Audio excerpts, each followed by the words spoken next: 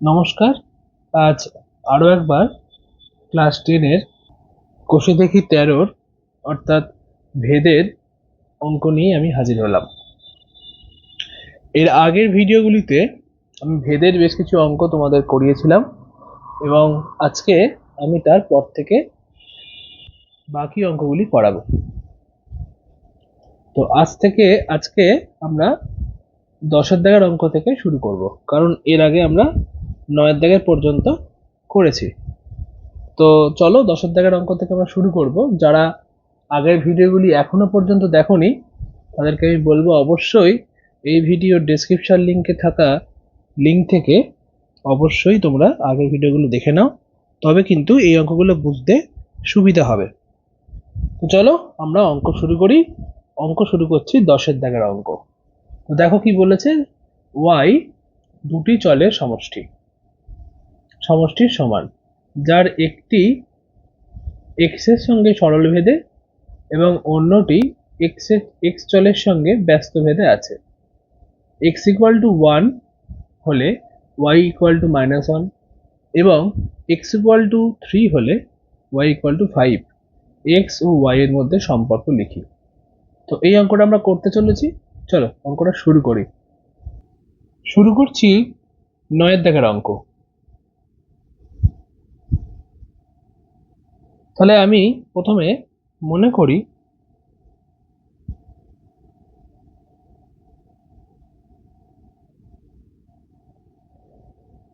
m ও n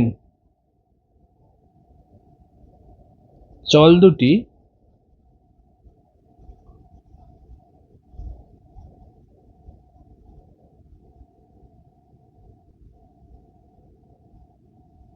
সমষ্টি y এর সাথে সমান। তার মানে কি? তার মানে হচ্ছে অতএব y = m + n বলে দেওয়া আছে। আবার কি বলেছে, কি m x এর সঙ্গে সরলভেদে আছে, তার মানে কি অর্থাৎ বা m = k1 × x, যেখানে k1 হচ্ছে ভেদ ধ্রুবক ≠ 0 আর n varies to 1/x বা n = k2/x, যেখানে k2 হচ্ছে ভেদ ধ্রুবক ≠ 0। এই হলো মোটামুটি আমাদের k1 আর k2 সম্পর্ক দিয়ে আমরা বের করলাম। এবার যে সম্পর্কটা ছিল y = m + n, এবারে আমরা m এর জায়গায় মানটা বসিয়ে দেবো k1x + k2/x। তাহলে y = কি দাঁড়ালো, অতএব y = k1x + k2/x। এটাকে আমি 1 নম্বর ধরছি। এবার এই 1 নম্বর সমীকরণে x = যে মানগুলো ছিল x = 1 ও y = -1 বসিয়ে পাই। কি পাবো দেখো, x এর মান y বসালে y এর মান -1 = k1 × 1 + k2/1 বা k1 + k2 = -1। এটাকে তুমি নাম দাও 2 নম্বর। আবার ওই 1 নম্বর সমীকরণে x = কত ছিল 3 ও y = 5 বসিয়ে পাই। কি হচ্ছে তাহলে 5 = 3k1 + k2/3 বা এটাকে যদি তুমি গুণ করে দাও 3টাকে, বা এরকম করো 3টাকে লসাগু 3k1 + k2 বা 3k1 + k2 = 15, 3টাকে গুণ করে দিলাম। এটাকে আমি 2 নম্বর লিখছি। তাহলে এই একটা মান আমাদের কাছে এসছে। এবারে এখানে দেখো, তাহলে সমীকরণটা কি হলো, k1 plus k2 equal to -1, আর 3k1 plus k2 equal to 15। এটা হচ্ছে 2 নম্বর, এটা হচ্ছে 3 নম্বর।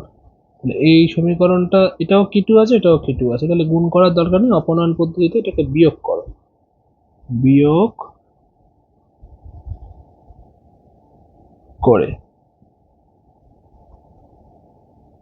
তাহলে এটা কেটে যাবে, -2k1 equal to 16, minus minus কেটে গেল, k1 equal to 16/2, 8, k1 equal to 8।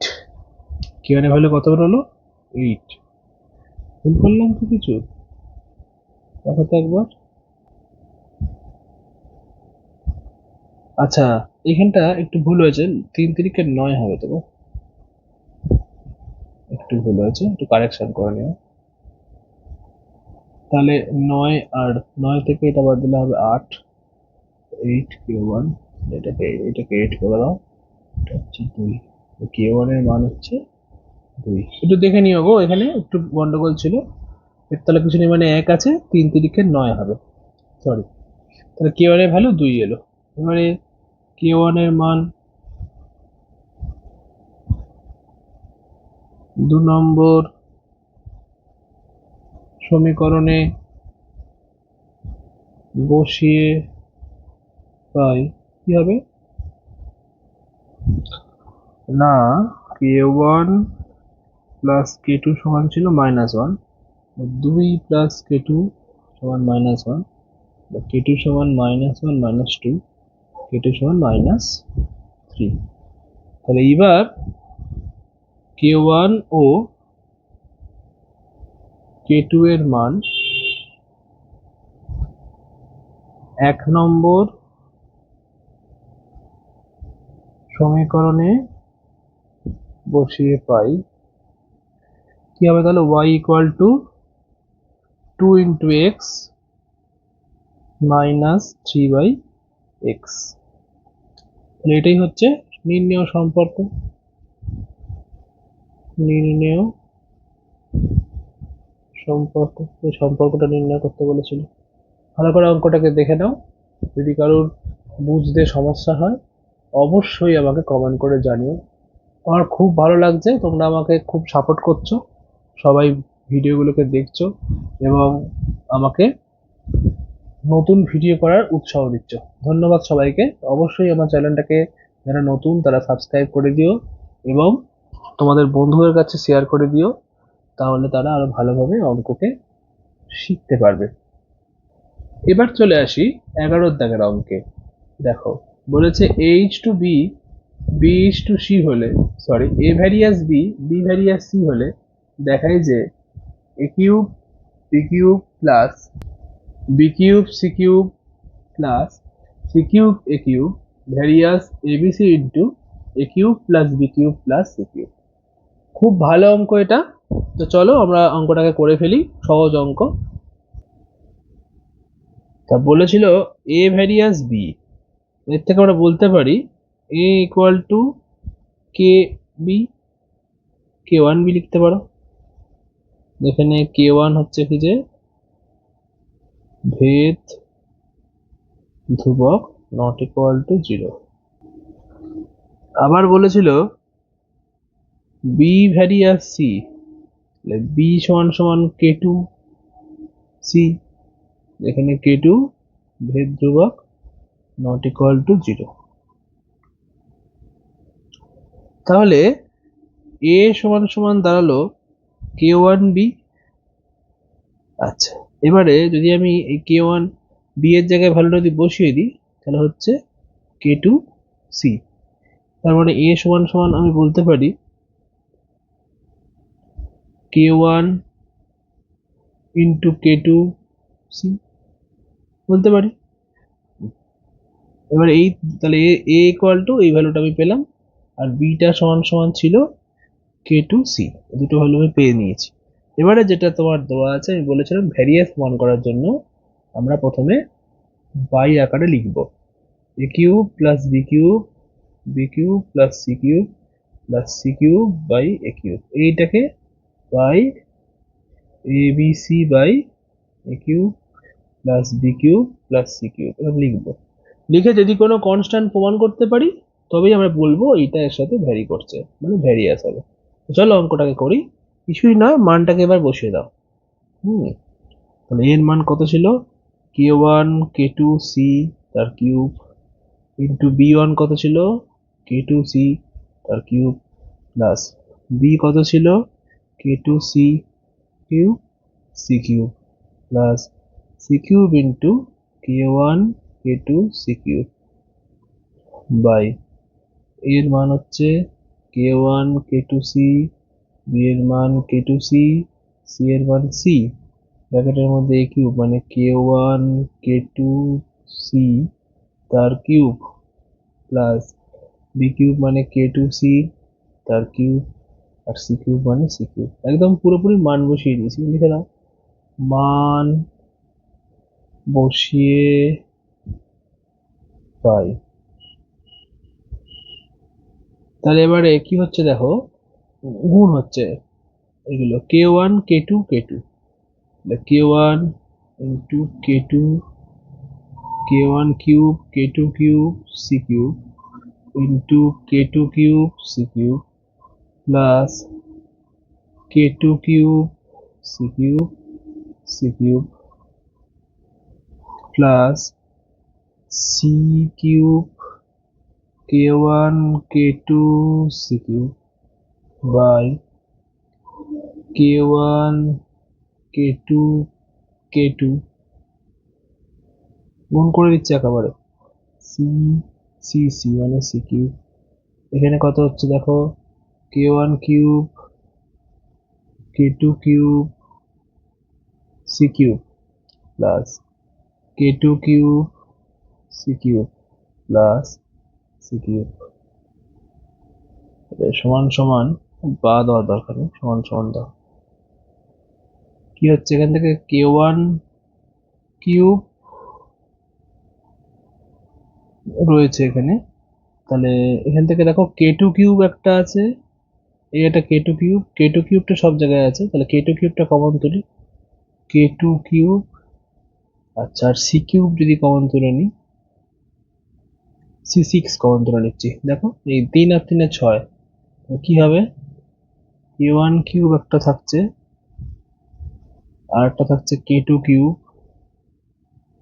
Plus one plus এখানটা হচ্ছে আমি কমন তুলে নিয়েছি কে টু কিউব, তাহলে এখানে আচ্ছা এটা কিউবটা দিয়ে নিব, তাহলে এখানে থাকছে কে ওয়ান কিউব, এই টার্মটা থাকলো। আর তলায় থাকবে, যদি আমি এখান থেকে কমন তুলি, কে ওয়ান ইন্টু কে টু সি সিক্স, এটা তো গুণ করলে এখান থেকে একটা যদি কিউব কমন তুলি, মানে সি থ্রি লাগছে, এখান থেকে একটা সি থ্রি কমন তুলি, তাহলে কি হবে K one cube K two cube plus K one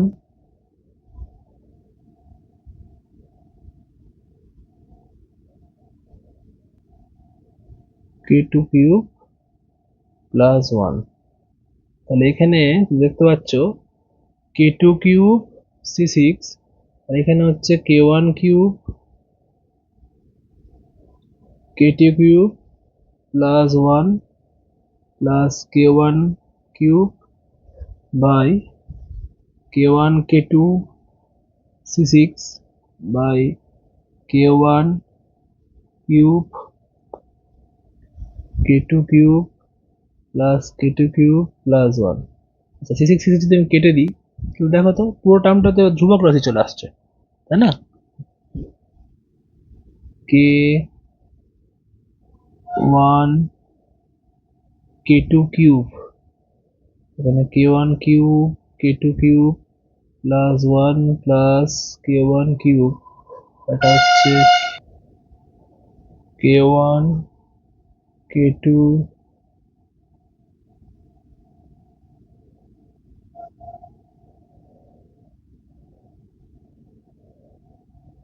দেখো পুরোটাই একটা ধ্রুবক রাশি, ধ্রুবক,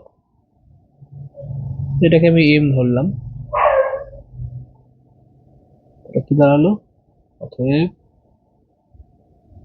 a cube b cube plus b cube c cube plus c cube a cube by abc into a cube plus b cube plus c cube সমান সমান m। ধ্রুবক রাশি চলে এসছে। তাহলে আমি একটু লিখতে পারি a cube b cube plus b cube c cube plus c cube a cube সমান m into abc a cube plus b cube plus c cube.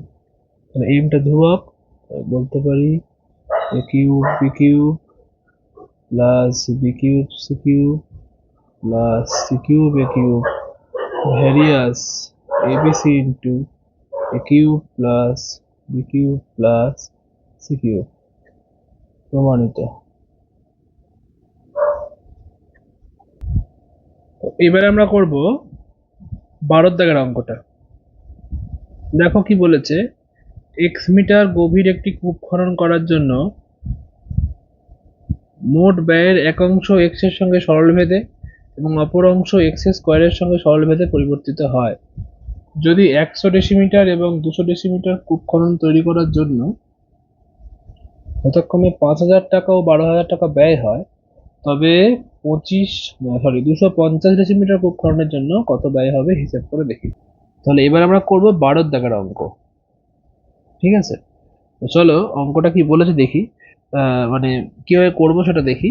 তো অঙ্কটাতে আমি প্রথমে মনে করব, মানে ধরে নেব, মনে করি কূপ খননের জন্য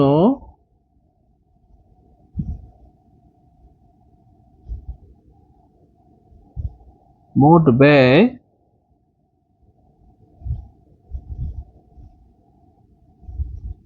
y টাকা।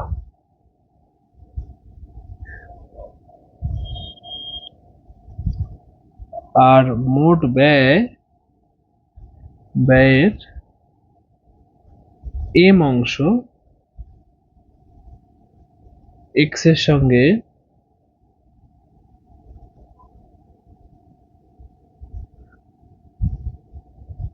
সরলভেদে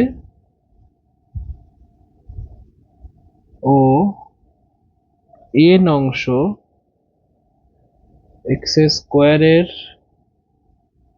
সঙ্গে সরলভেদে পরিবর্তিত হয়। হয়েছে? তাহলে কি কাজটা হচ্ছে, অতএব y equal two m plus n, এই হলো আমার এখন কন্ডিশন। আচ্ছা, আর কি বলে দিয়েছিলাম, বলেছিলাম কি যে mটা x এর সঙ্গে সরলভেদে প্রকাশ হচ্ছে, মানে পরিবর্তিত হচ্ছে। তাহলে m ইকুয়াল টু আমি লিখতে পারি সাম k1 ইন্টু x। এখানে k1 হচ্ছে কি যে ভেদ ধ্রুবক, নট ইকুয়াল টু 0। আর কি লিখতে পারি, n ভ্যারিয়াস x স্কয়ার, এই তাহলে n equal to k2 into x square. এখানে k2 ভেদ ধ্রুবক, নট ইকুয়াল টু 0। আছে, এই দুটো কন্ডিশন বলেছে। আচ্ছা, এবার এই মানগুলোকে আমি নিয়ে জাস্ট বসিয়ে দেবো। তাহলে y ইকুয়াল টু কি দাঁড়ালো, k1x plus k2 x square. এটাকে আমি 1 নম্বর দেবো। প্রথমে কি বলেছিল, তাহলে 1 নম্বর সমীকরণে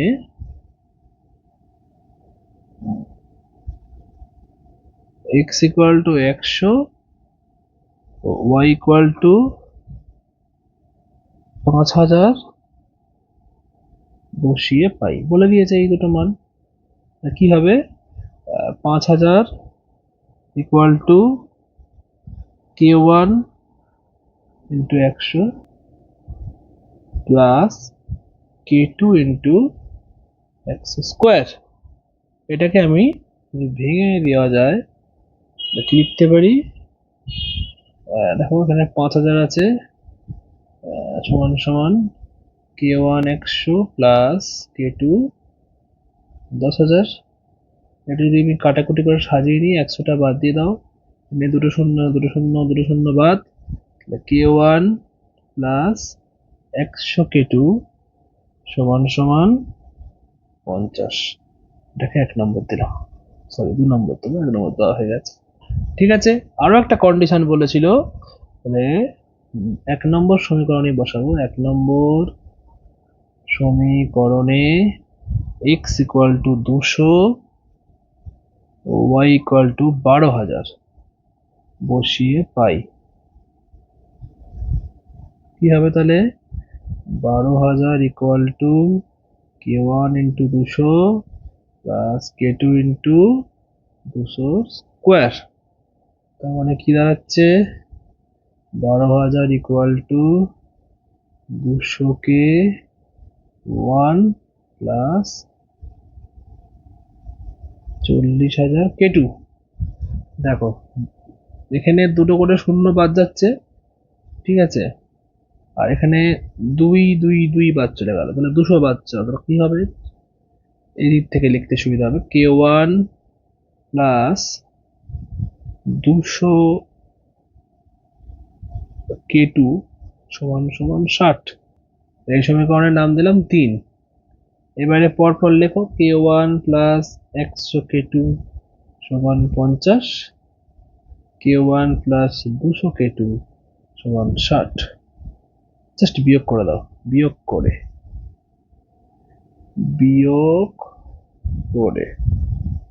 কেটে যাবে, minus 100 k2 equal two minus 10, k2 equal two 10/100, k2 equal two 1/10। আর k2-র মান বেরিয়েছে 1/10। আর k2-র মানটা নিয়ে আমি 1 নম্বরে বসিয়ে দেবো, তাহলে k2 এর মান 1 নম্বর না 2 নম্বর বসাচ্ছি, 2 নম্বরে বসিয়ে পাই k1 প্লাস 100 ইন্টু 10 1/10 সমান সমান 50, কাটলে হবে 10, k1 সমান 50 বিয়োগ 10, k1 এর মান বেরোবে 40। এবার k1 k2-র মানটা নিয়ে আমি যদি 1 নম্বরে বসাই, তাহলে k1 ও k2 এর মান 1 নম্বর সমীকরণে বসিয়ে পাই। কি হবে বলো? k1 এর মানটা আমি বসাচ্ছি, y equal two 40x plus 1/10 x square. এটাকে আমি 4 নম্বর দিলাম। এবারে আমি যেহেতু বলেছিল 250 ডেসিমিটার গভীর কূপ খনন করা হলে, অর্থাৎ x এর মানটা 250 বলে দিয়েছে, তাহলে y এর মানটা বার করতে বলেছে। এরপরে আমি এখানটা করছি, যখন y equal two x equal two 250 decimetre বলে দিয়েছে, অতএব y ইকুয়াল টু কত হবে? 40 গুণ 250 প্লাস 1/10 ইন্টু 250 স্কোয়ার। তাহলে y সমান কত হবে?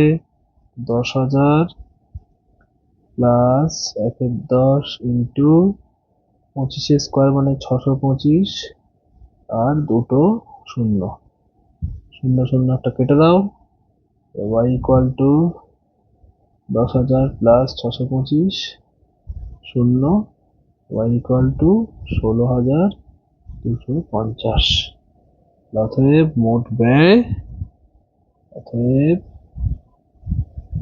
মোট ব্যয় হবে 16,250 টাকা। একেবারে সহজ অঙ্ক, আগে এরকম অঙ্কই আমরা বারবার একই অঙ্ক করছি, একটু ভালো করে অঙ্কগুলোকে বুঝে নাও, তাহলে কিন্তু আর সমস্যা হবে না। কোনো অসুবিধা হলে অবশ্যই আমাকে কমেন্ট করে জানাতে ভুলো না। ঠিক আছে? আজকের মতো এই অঙ্কগুলোই করালাম। ভালো করে অঙ্কগুলোকে দেখো, আর আমার চ্যানেলটাকে যারা নতুন অবশ্যই সাবস্ক্রাইব করে দিও। ধন্যবাদ।